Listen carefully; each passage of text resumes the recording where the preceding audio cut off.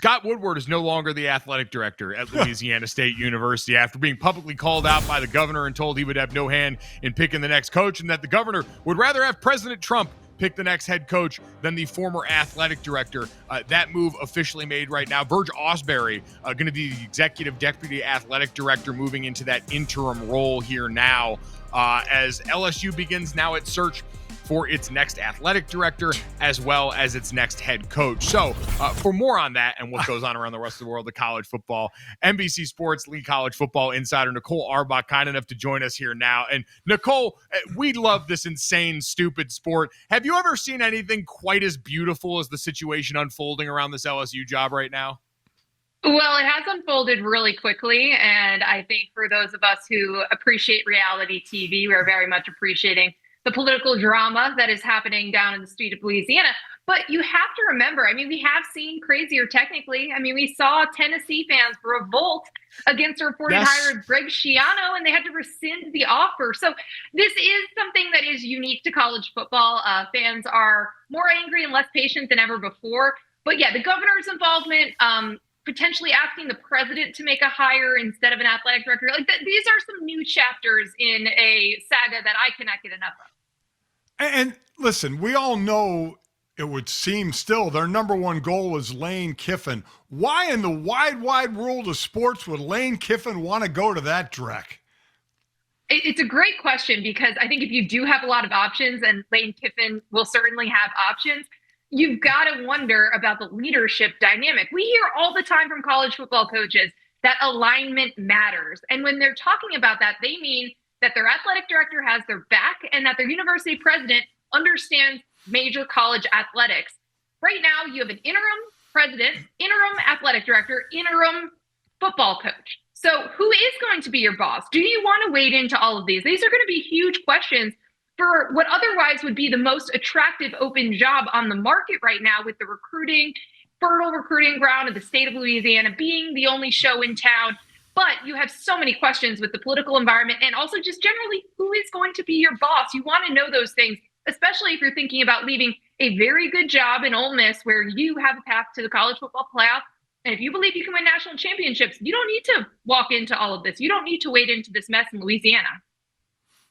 The athletic director at Ole Miss has already said they would like to get an extension done, similar to what we've seen for Curt Cignetti. And now Matt Rhule also joins that group. The Nebraska head coach signs an extension that adds money towards the buyout. Now, what was $5 million becomes $15 million. Nicole, I think we're so kind of brain dead by the amount of buyout money we've seen poured into this sport over time. Is this really something that is prohibitive to him taking another job like that Penn State job he's been linked to since it opened? So it's a good question, because we just saw Penn State agree to, a buyout in the ballpark of $50 million. And it's not going to ultimately cost them that much, because there will be an offset, and James Franklin takes another job. We've heard he's very interested in coaching again.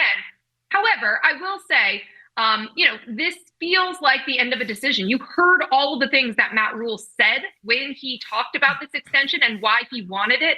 I mean, they're not going to change. And it was very forceful when he talks about how much he loves Lincoln, understands the fan base there, and is getting more resources towards revenue share and everything else that you need from a resource standpoint to contend and to compete and to get better. I also think it's a great position for him to be in. This is a place that has bottomed out. They did go through the lows of the post-Bo Pelini era, and they understand what they're building towards. Penn State, you would be walking into a situation where if you go 11-2, 10-2, you're out in 3 years. It's national championship or bust, and you're potentially going to have to get fired by your best friend or maybe get him fired. So again, I think all of those factors were already there. And then the way that he talked about wanting to sign this extension, I think take him off the board for Penn State. But you're right. A lot of people have thrown around ridiculous amounts of money, so you can't rule it out 100%. Yeah, throwing around money, and that's getting these coaches paid back at their old schools. Extension to Matt Rhule, extension to Curt Cignetti. Marcus Freeman reports he's not going anywhere, and I want all teams to keep Marcus Freeman's name out your mouth and let him be. You have the possibility of retreads of a Brian Kelly and a James Franklin going to other schools. But outside of the names we all know, Nicole, what are some names that people may not know as well who potentially may fill some of these slots? Well, there's going to have to be some names that not everyone knows because Lane Kiffin can't coach 4 different schools next year, even though I'm convinced based on what's happening on Twitter that there's 4 fan bases that think he will. I will tell you, though, that I think outside of the retreads, and I throw Jimbo Fisher into that pile as well. We know he wants to get back into coaching, and maybe he could do it at a discount since his buyout is lump sum. I do think you're going to see coordinators get their shots. And if you're looking for the next Dan Lanning, if you're looking for the next Kirby Smart, it's not a bad route to go. And obviously, we've heard a lot about Brian Hartline, the Ohio State offensive coordinator. I would throw Will Stein, the Oregon offensive coordinator. They just feel like they're ready to be head coaches.